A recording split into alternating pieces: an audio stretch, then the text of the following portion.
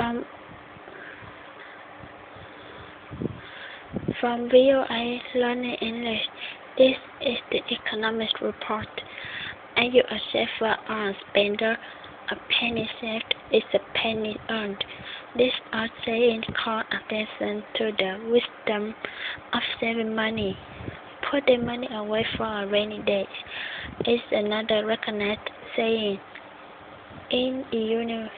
In the United States, people who want to start a savings account have several choices. These include banks and credit unions.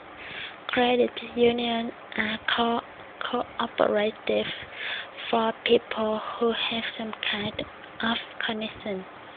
For example, the members might not work for a university or a government agency. Most credit unions are non-profit organizations. Credit unions, banks, and other financial organizations pay interest on savings accounts, but the interest rates are generally low.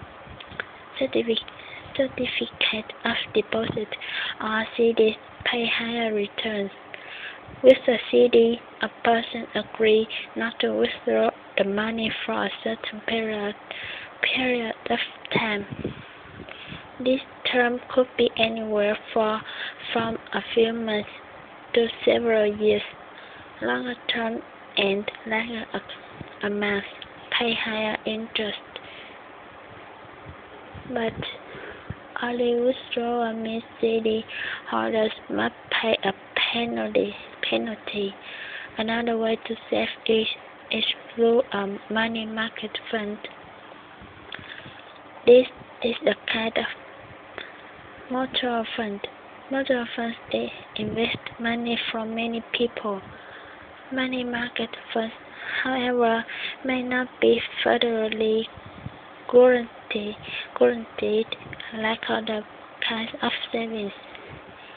The Federal Deposit Insurance Corporation guarantees savings up to $250,000 in a number of countries. People have been saving less over the years.